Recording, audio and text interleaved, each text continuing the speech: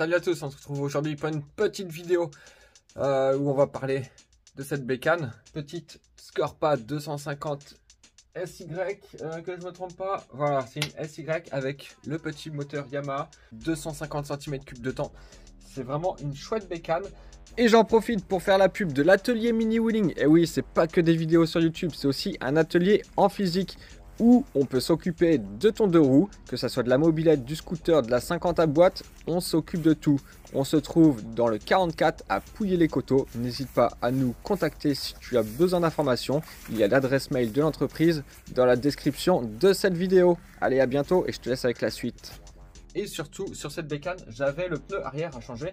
Donc j'avais demandé au client de me fournir le pneu, ce qu'il a fait, en sachant que dessus c'était, c'est un pneu tubeless sur jante avec un voile aluminium et des rayons.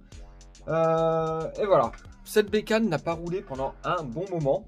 Et le souci que j'ai eu en démontant le pneu tubeless, c'est que celui-ci était déjà très dur parce que déjà très âgé. Celui-ci était complètement collé par la crasse, la saleté. Il y avait du sable, c'était en quantité importante.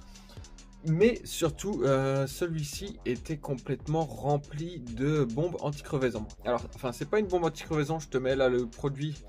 Voilà, c'est un produit anti-crevaison que tu peux mettre dans une bécane. Alors, c'est très bien, quand tu veux te dépanner, tu peux utiliser ce genre de produit, il n'y a vraiment pas de souci. Mais ça reste un produit de dépannage. Car à la longue, en fait, vu que cette bécane, en plus, elle n'a pas roulé pendant un moment, en fait, à la longue, le produit s'est stocké au fond de la jante. En fait, vu que la moto est restée à l'arrêt, le produit, tout est descendu au fond de la jante. Et le produit a commencé à bouffer l'aluminium de la jante. Et donc, hier encore, j'avais un gros doute à savoir si on allait pouvoir remonter la jante d'origine ou s'il fallait en trouver une autre. Et je peux te dire que trouver une jante de bécane de trial, c'est vraiment pas évident. Tu peux trouver en neuf, c'est hors de prix. En occasion, il y a là actuellement, au jour d'aujourd'hui, il y en a une en France. Voilà, il y en a une en France et c'est juste le voile. Donc ce que j'ai fait, c'est que je me suis renseigné un petit peu. On m'a donné pas mal de petites informations, dont une personne qui fait du trial, qui m'a pas mal aiguillé. Et puis je me suis rendu aussi au magasin MX Shop Moto, donc qui est à Sautron, pas très loin de la maison, où j'ai pu avoir des super bons conseils et où j'ai pu la montrer à quelqu'un qui est habitué en fait aux bécanes de cross, aux jantes de cross. Et c'est quand même un peu rassurant hein, quand tu montes des motos comme ça que tu n'as pas l'habitude de faire. Il n'y a aucune honte à aller poser des questions. Au contraire, c'est très bien, je trouve. Et donc, c'est ce que j'ai fait. J'ai été poser des questions et il m'a rassuré en me disant qu'on pouvait retravailler la jante et on pouvait lui mettre une chambre à air à la place d'avoir un pneu tubeless basique. On va garder le pneu neuf, mais on va y mettre à l'intérieur une chambre à air avec un bon fond de jante. Et ça devrait pouvoir le faire après un bon travail sur la jante. Je te la montre tout de suite. Voilà, alors là, c'est la jante. Alors je l'ai déjà pas mal gratté, hein, je l'ai déjà pas mal nettoyé. Voilà, tu vois que ça a quand même bien attaqué. Et là on est vraiment sur la partie qui a dû rester le plus longtemps à l'arrêt. Surtout qu'au niveau du pneu, sur cet endroit là, c'est là où il y avait où il était vraiment déformé. Tu voyais que c'était resté à plat pendant un moment. La valve ici, elle était complètement rouillée. Donc tu vois qu'il y a eu pas mal d'oxydation qui s'est créée ici, liée sûrement au produit qui a stagné. Et comme tu peux le voir, tu vois, ça a bien bouffé l'aluminium. Donc moi, ce que je vais faire, la mission aujourd'hui pour remettre tout ça en route, à moindre frais pour le client, ça va être de remeler toute cette partie-là pour en faire quelque chose de le plus lisse possible. Ensuite, j'y passerai peut-être, je sais pas, un mastic ou quelque chose pour protéger. On lui recollera un fond de jante, une chambre à air et le nouveau pneu.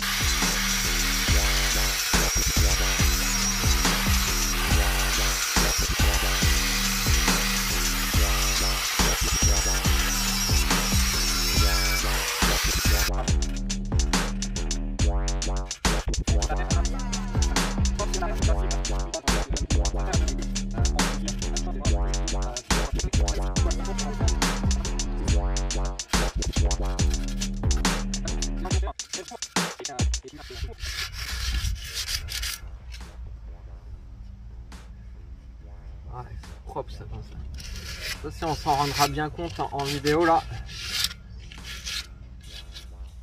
par rapport à ce que c'était quand je l'ai démonté hier, franchement c'est plutôt pas mal. Ouais, un petit coup de chiffon et puis on remonte le tout. Ah non, on fait le perçage pour le gripster à l'opposé de la valve. Allez, place au carnage. Ah, est-ce que j'ai de la batterie dessus? Ouais, ça devrait être suffisant. Milwaukee, si vous passez par là, elle commence à être vieillissante, ma petite métabo, elle a fait du taf, hein. Mais bon, au cas où, si vous passez par là, ça peut m'intéresser. Là, on utilise la poinçonneuse de Papy. Cet outil là, c'est Papy Olivier qui l'avait fabriqué il y a bien avant que tu puisses en acheter sur Temu et AliExpress.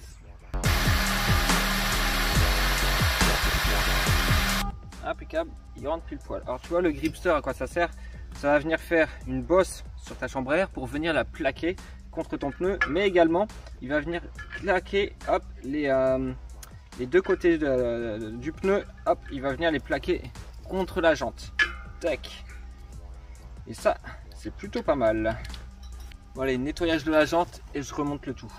Bon, tu comprendras que j'en fais pas assez souvent pour m'acheter le gros pot de savon, même s'il coûte pas bien cher. En ce moment, pour la boîte, on fait attention aux dépenses. Donc c'est eau savonneuse, de l'eau. En plus là, je l'ai mis chaude et puis tu balances du produit vaisselle dedans et ça fera bien l'affaire.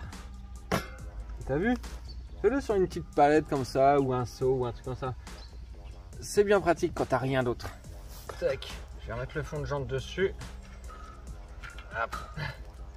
Après ça reste un bout de caoutchouc, ça va être facile à percer. Je vais peut-être même juste y mettre un coup de cutter. Peut-être bien suffisant. Tac. Putain, lui, une fois qu'il est mis, il est mis. Ça rigole pas là. Alors pourquoi est-ce qu'on met en fond de jante? C'est tout simplement parce que tu as les têtes de rayon qui sont ici et que du coup ça peut venir abîmer ta chambre à air. Donc on met un fond de jante. Hop. Et normalement en trial, c'est un fond de jante avec la valve. Et en fait, c'est ton fond de jante avec la valve qui ressort de l'autre côté et ton pneu qui font que c'est étanche. C'est pour ça que le fond de jante, là, celui-ci, fond de jante trial, il est un peu raide à monter. Mais c'est très bien. C'est très très bien. Il y a un sens. Hop. Ça là, comme ça. Et ça là. Comme ça. Hop là.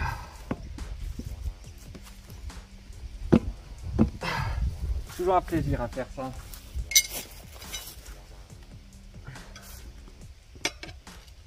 Pour l'occasion, je me suis acheté des grands démonte-pneus parce que ceux que j'avais, ils étaient adaptés aux mobs et aux petits trous.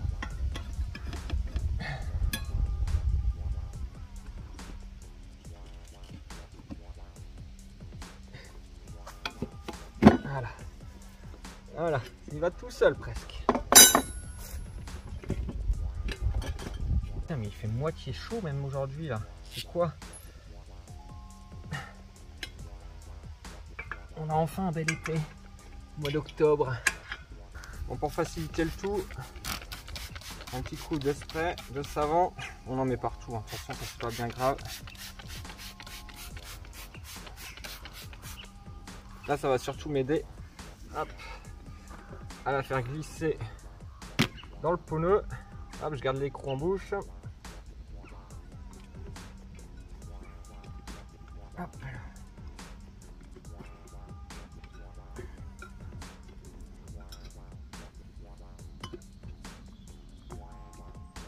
Alors moi, ce que je redoute le plus quand je monte un pneu avec une chambre à air, c'est de percer la chambre au montage. Avec le démonte-pneu là, t'as vite fait de coincer la chambre et d'y mettre un coup de démonte-pneu.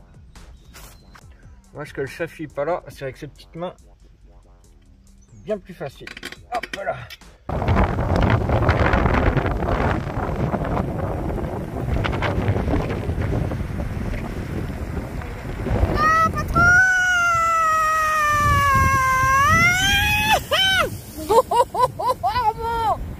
je suis trempée.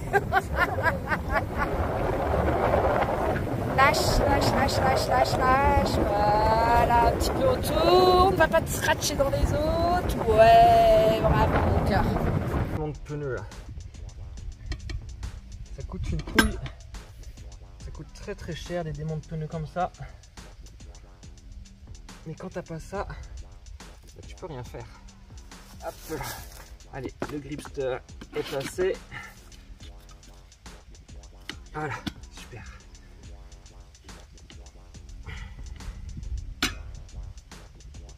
Toujours bien faire attention de ne pas pincer la chambre. Voilà. Hop.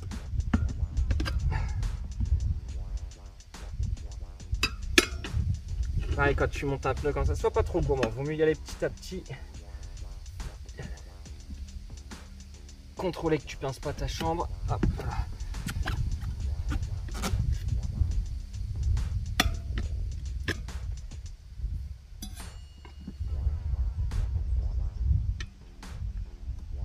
Et c'est facile quand tu as une machine à pneus. Je peux dire, au prix où ça coûte, il faudrait que j'en fasse un peu plus des pneus. C'est pas le genre de machine que j'ai envie d'acheter pour le moment. On verra plus tard. Pour le moment, c'est pas le genre de truc qui m'intéresse. Mais par contre, un petit support là, un petit support pour caler la jante, ça peut être pas mal. Hop là. Voilà. Alors tu remarqueras que j'y vais vraiment mollo mollo, toujours en contrôlant que la chambre à air est bien mise. Pas venir la pincer. Ça c'est ma hantise, je te jure que c'est ma hantise quand je monte un pneu, c'est de pincer la chambre. C'est tellement chiant. Ça m'est arrivé sur une jante de dirt à Armand. Et putain, tu fais tout le montage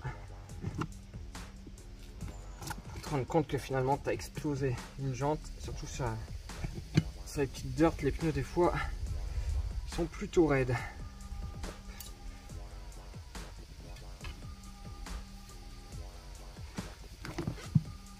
Là, tu vois, faut pas hésiter à monter sur ton pneu.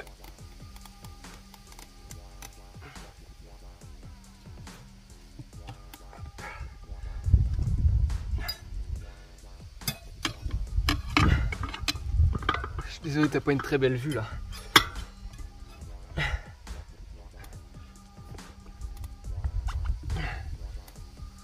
Ah, allez, sois pas gourmand, Paul.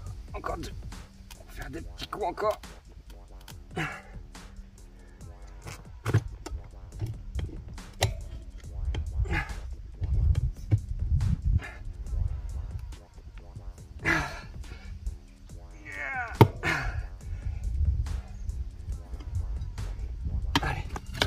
Pour être loin de la vérité, toujours contrôler, je prends pas là. Allez, la cocotte.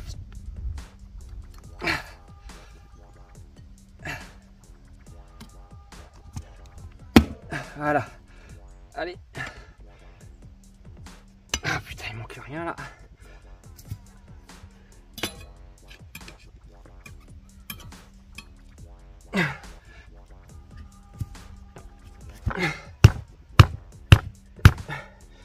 Allez, voilà. Et ben,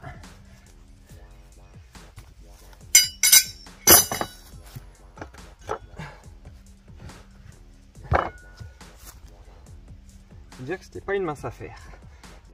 Alors, bien faire attention parce que je me suis fait avoir là. Hop, et ça surprend. Quand tu mets une chambre à air dans un pneu tubeless, en fait, tu vas gonfler une chambre à air dans un endroit qui est complètement hermétique. Le pneu tubeless, à la base, son but, c'est d'être hermétique. Donc, quand je l'ai gonflé, je comprenais pas, ça sortait de partout, et j'entendais du pchit de partout. Je me suis dit, merde, j'ai percé la chambre à air. Du coup, qu'est-ce que j'ai fait? Je l'ai ressorti. Je l'ai ressorti pour la contrôler. Et puis, zéro trou. Et après, je me suis dit, bah oui, mais Paul, mais t'es vraiment le plus gros des abrutis. Forcément, tu gonfles comme si tu gonflais un ballon de baudruche dans un autre ballon de baudruche. À un moment, il va plus pouvoir... l'air qui est entre les deux, il faut qu'il s'échappe. Et en fait, c'est les fuites que j'avais partout autour. Donc c'était l'air qui s'échappait. Donc c'est pas grave. À mon avis, il faudra le temps que l'air qui est entre le pneu et la chambre, il s'évacue. Il faudra un petit temps. Parce que là, avec le fond de jante et tout ça, c'est vraiment très très étanche. Mais voilà. Bien penser à ça. Sinon, tu flippes et tu redémontes avec le risque de repercer une chambre à air. Allez, là, je la remonte. Donc, on va faire en même temps la fin de la vidéo. Hop. Je sais même pas si c'est cadré sur ce que je fais. En gros, là, de toute façon, je remonte la roue. Hop, on va graisser l'axe avant de le remonter d'ailleurs.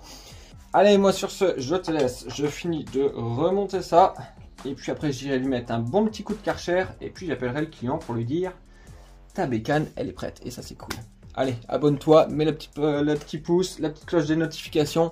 Laisse-moi un petit commentaire. Et on se dit à la prochaine vidéo. Salut!